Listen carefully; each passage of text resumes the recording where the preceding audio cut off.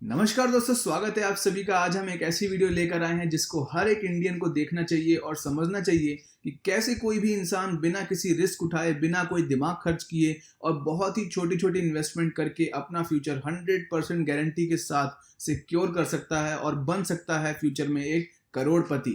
तो जो भी इस वीडियो को देख रहा है, मेरी आपसे हाथ जोड़कर विनती है कि इस वीडियो को पूरा एंड तक जरूर देखें, क्योंकि हो सकता है 10 मिनट की वीडियो आपकी जिंदगी बदल दे। और प्लीज प्लीज प्लीज इस चैनल को सब्सक्राइब करना ना भूलें, क्योंकि मैं ऐसी वीडियोस आपके लिए आगे भी लेकर आता रहूंगा। तो करोड़पति बनने की जर्नी को शुरू करते हैं। दोस्तों, हम इस वीडियो में दो मैजिकल चीजों की बात करेंगे। ये मैजिकल क्यों है, इसका भी मैं प्रूफ आपको आगे दूंगा। पहला है पब्लिक प्रोविडेंट फंड यानी कि पीपीएफ, और दूसरा है इंडेक्स फंड। तो पहले देखते हैं पीपीएफ किस चिड़िया का नाम है। दोस्तों, पीपीएफ गवर्नमेंट की एक ऐसी स्कीम है जो इस कंट्री का हर इंसान यूज कर सकता है अगर उसके पास बैंक अकाउंट है। आप अपने बैंक में पीपीएफ अकाउंट खुलवाते हैं और उसमें कुछ कुछ पैसे हर महीने या फिर हर साल जमा करवाते हैं। उससे क्या होता है, आपका पैसा बढ़ता है, और वो भी बिना किसी रिस्क के साथ। पीपीएफ अकाउंट में बैंक हमें 8% का सालाना इंटरेस्ट देता है, जो कि एफडी और नॉर्मल बैंक इंटरेस्ट से कहीं ज्यादा है। आप लोग सोच रहे होंगे कि 8% एनुअल इंटरेस्ट तो बहुत ही कम है, लेकिन दोस्तों मैं आपको बताऊंगा कि आप कैसे इसी इंटरेस्ट से कुछ ही दिनों में करोड़पति बन सकते हैं, वो भी 100% गारंटी के साथ कह रहा हूं मैं। दोस्तों, पीपीएफ अकाउंट के कई फायदे होते हैं, जैसे कि पहला फायदा है आप अपनी इन्वेस्टमेंट की शुरुआत बहुत ही कम पैसे से कर सकते हैं। मिनिमम इन्वेस्टमेंट इसमें 500 रुपये की है और मैक्सिमम 1.5 लाख की इन्वेस्टमेंट है। दूसरा फायदा क्या है, 100% tax and any liability free scheme, यानी कि आप अपने पीपीएफ अकाउंट से कितना भी पैसा कमाएं, 1 करोड़ 2 करोड़ 10 करोड़ 100 करोड़, लेकिन आपको 1 रुपये का भी टैक्स सरकार को नहीं देना, और ना ही कोई और लाइबिलिटी है जो आपको किसी को पे करनी है। तीसरा फायदा है आप अपने पीपीएफ अकाउंट में जितने भी पैसे हैं उन सबके अगेंस्ट कभी भी लोन भी ले सकते हैं। और चौथा फायदा ये है कि ये इन्वेस्टमेंट स्कीम शॉर्ट टर्म और लॉन्ग टर्म दोनों ही इन्वेस्टमेंट स्टाइल में एकदम परफेक्ट और रिस्क फ्री है। दोस्तों, इसका मैं प्रैक्टिकल पॉइंट ऑफ व्यू भी आगे चल के अपनी एक्सेल शीट पर बताऊंगा, तो इस वीडियो को पूरा एंड तक जरूर देखें। तो उससे पहले लेकिन हम बात करते हैं सेकेंड इन्वेस्टमेंट स्कीम की, जो कि है इंडेक्स फंड। क्या आपने कभी Sensex, Nifty, Nifty 50, Nifty bank, Nifty mid cap 100 या फिर इससे रिलेटेड कोई भी नाम सुना है? दोस्तों, यही होता है इंडेक्स फंड। ये किसी भी शेयर मार्केट का ओवरऑल परफॉर्मेंस होता है। दोस्तों, इसे ध्यान से समझिए एक बारी। जैसे कि मान लो निफ्टी का जो शेयर मार्केट है उसमें 10 कंपनीज लिस्टेड है। वैसे तो बहुत ज्यादा हैं, पर हम एक एग्जांपल ले रहे हैं। अगर इन सभी 10 कंपनीज में ज्यादा कंपनीज का परफॉर्मेंस अच्छा होगा तो निफ्टी इंडेक्स का ओवरऑल परफॉर्मेंस भी अच्छा होगा, और अगर इन 10 कंपनी में ज्यादा कंपनीज का परफॉर्मेंस बेकार या फिर नेगेटिव होगा तो निफ्टी इंडेक्स का परफॉर्मेंस भी नेगेटिव होगा। लेकिन लास्ट 40 इयर्स की हिस्ट्री में इंडेक्स फंड की एवरेज एनुअल परफॉर्मेंस पॉजिटिव ही रही है। ये इसका एक प्लस पॉइंट है। शॉर्ट टर्म इन्वेस्टमेंट में इंडेक्स फंड काफी रिस्की साबित हो सकते हैं, लेकिन लॉन्ग टर्म इन्वेस्टमेंट की बात करें तो इंडेक्स फंड पैसों को बढ़ाने के लिए एक वरदान होता है। अगर हम लॉन्ग टर्म रिटर्न्स की बात करें तो इंडेक्स फंड ने अभी तक एनुअली 12 से 16% रिटर्न की एवरेज दी है, जो कि पीपीएफ से कहीं ज्यादा है। तो दोस्तों, अपनी मेन एक्सेल शीट पर चलने से पहले एक बार मैं इंडेक्स फंड के कुछ फायदे और नुकसान बता देता हूं। इसका पहला फायदा है गुड रिटर्न्स, 12 से 16% की एनुअल एवरेज रिटर्न्स है इसकी।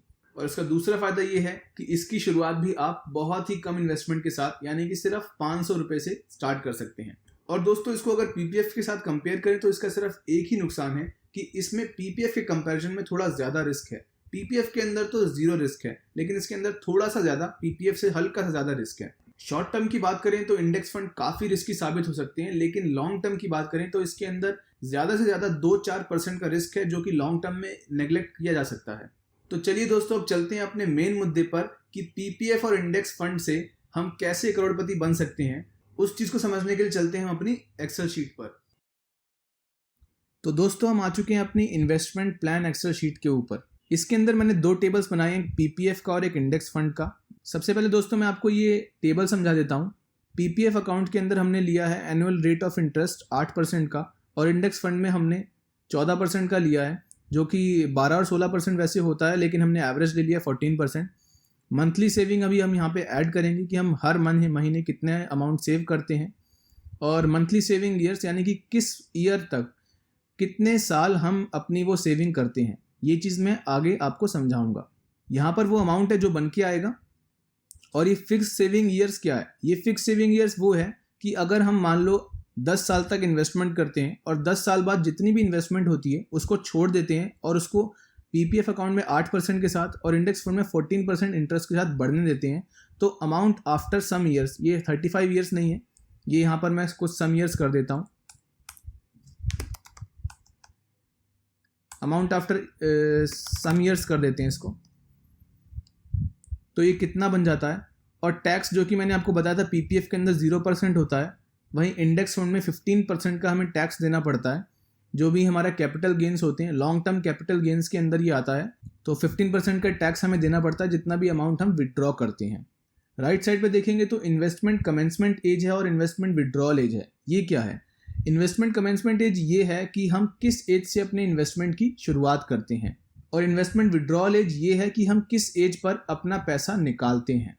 दोस्तों ये टेबल जो है और ये जितनी भी शीट है, मैं इसका लिंक डिस्क्रिप्शन में दे दूंगा, आप अपने हिसाब से इसको मॉडिफाई कर सकते हैं। लेकिन उससे पहले मैं आपको एक चीज़ बता दूं कि इसके अंदर जो येलो कॉलम्स हैं, आप सिर्फ उन्हीं चीज़ को छेड़िए, उन्हीं चीज़ को एडिट करिए, बाकी और किसी को एडिट मत करिए, क्योंकि इसमें मैंने कई फॉर्मूलेज लगा रखे हैं।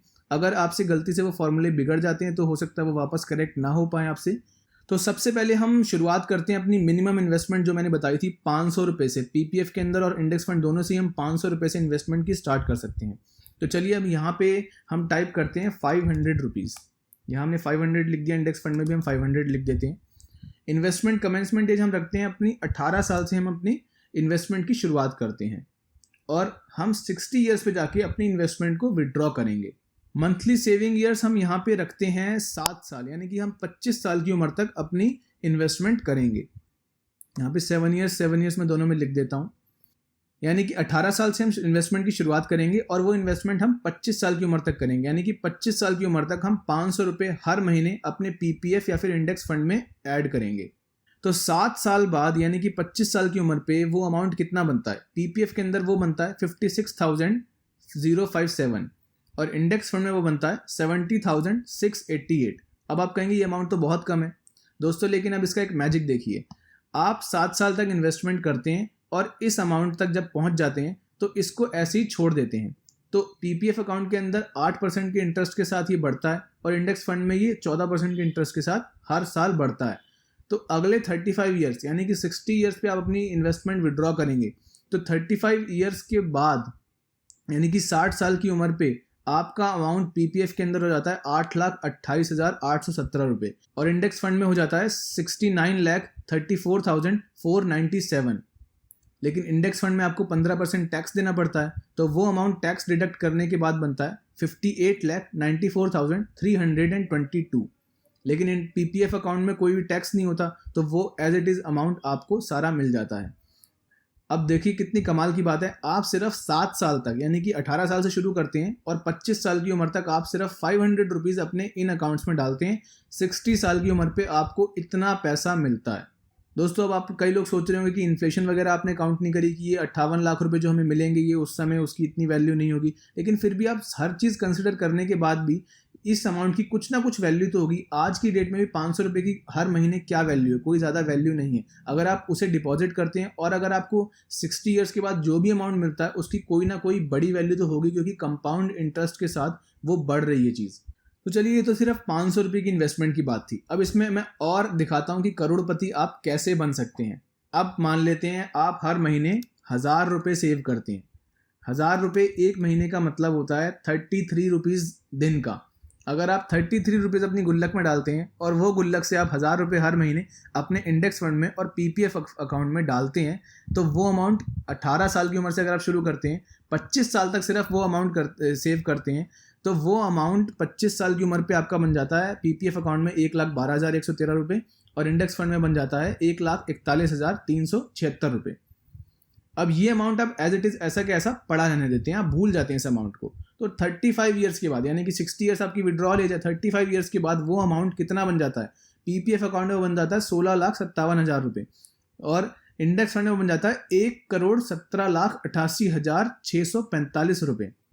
आप देख सकते हैं करोड़पति बन गए ना आप 60 साल की उम्र पे जाके। और सिर्फ किस अमाउंट से बने आप? 1000 रुपये आपने मंथली सेव किया, वो भी सिर्फ 7 साल के लिए, 7 ईयर्स।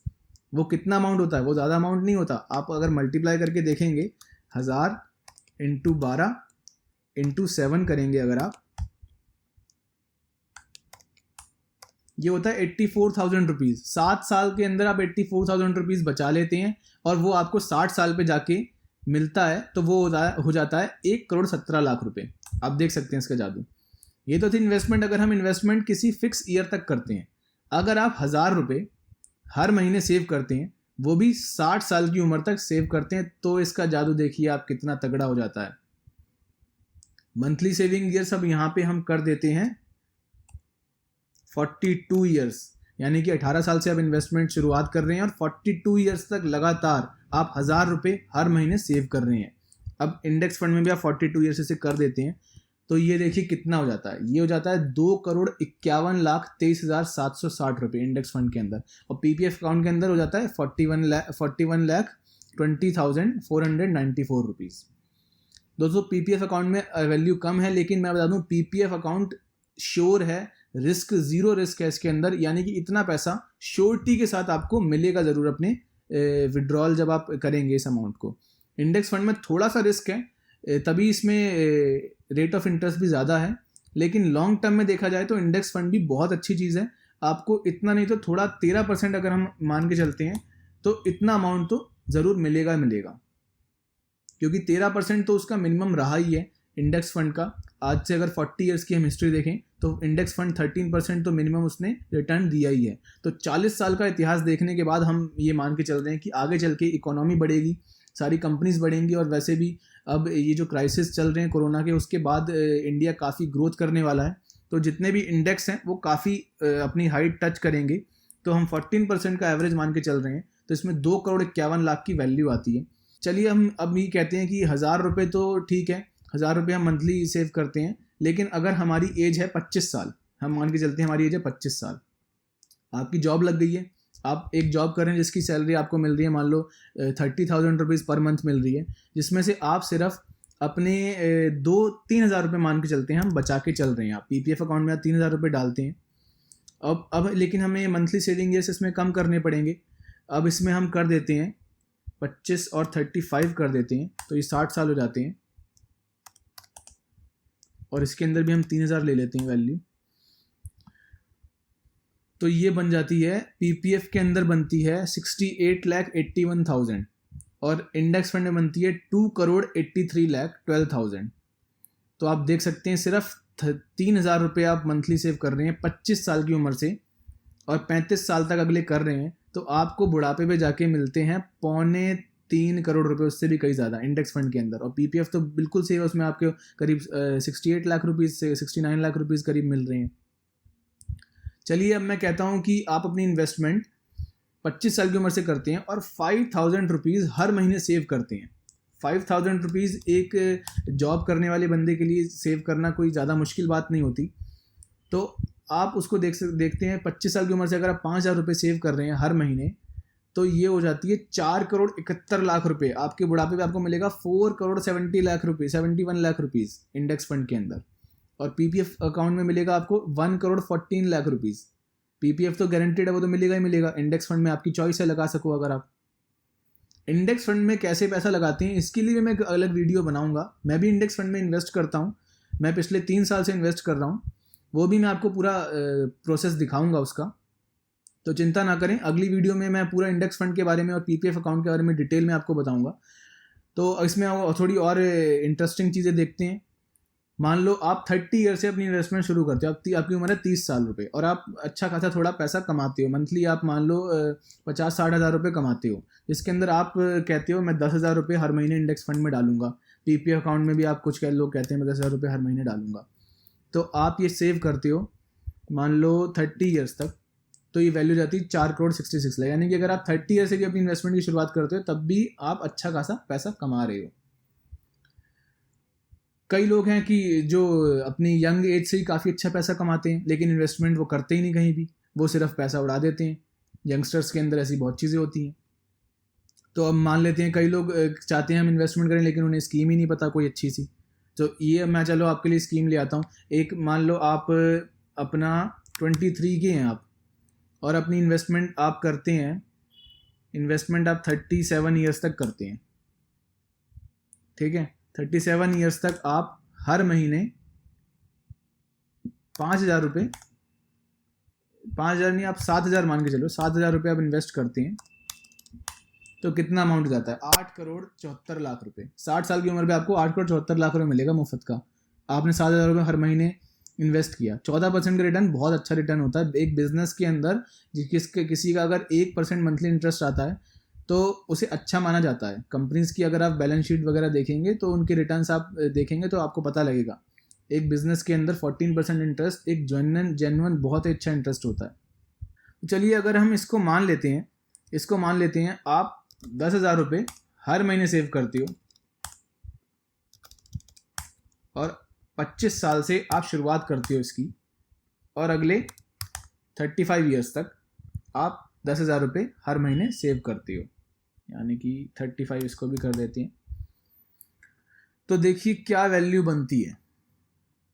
10,000 रुपये आप हर महीने सेव करते हो, 25 साल की उम्र से शुरुआत करते हो इसकी, और अगले 35 साल तक हर महीने यही काम करते रहते हो। तो 60 साल की उम्र में, यानी कि रिटायरमेंट की एज पे, आपको क्या अमाउंट मिलता है? इंडेक्स फंड में आपको मिलता है 9.5 करोड़ रुपया, और पीपीएफ के अंदर आपको मिलता है 2,30,00,000 रुपये। तो आप देख सकते हैं क्या मैजिकल ये कैलकुलेशन होती है। कंपाउंडिंग एक ऐसी चीज़ है जो पैसे को ऐसे मल्टीप्लाई करती है कि वो कहावत है ना कि पैसे पे पैसा बढ़ता है, तो ये कहावत कंपाउंडिंग पे एकदम सटीक बैठती है। ये कंपाउंडिंग के लिए ही बनी है ये कहावत। तो मान लो अगर हम एक ऐसी बात लेते हैं कि अगर कोई इंसान 20,000 रुपीज़ हर महीने इंडेक्स फंड में सेव करता है अगले 35 ईयर्स तक, तो उसको कितना अमाउंट मिलेगा? 18,87,00,000 रुपये। आप देख सकते हैं कितनी ज़बरदस्त ये वैल्यूज़ आ रही हैं, करोड़ों में ये जो पहुंच रहे हैं। 18 करोड़ रुपए, 19 करोड़ रुपए पहुंच गई है वैल्यू, 20,000 रुपये हर महीने अगर आप सेव करते हो। तो दोस्तों अगर आपको ये वीडियो अच्छी लगी है तो इस वीडियो को लाइक करें और हमारे चैनल को सब्सक्राइब करना ना भूलें, क्योंकि ऐसे ही वीडियोज़ फाइनेंशियल फंडामेंट से रिलेटेड और फाइनेंशियल इन्वेस्टमेंट से रिलेटेड, इकोनॉमिक्स और बिजनेस से रिलेटेड मैं वीडियोज़ अपने इस चैनल पर डालता रहता हूँ। आगे चल के हम इंडेक्स फंड के ऊपर एक अच्छी वीडियो बनाएंगे कि कैसे इसमें इन्वेस्टमेंट करते हैं। तो दोस्तों तब तक के लिए नमस्कार, जय हिंद।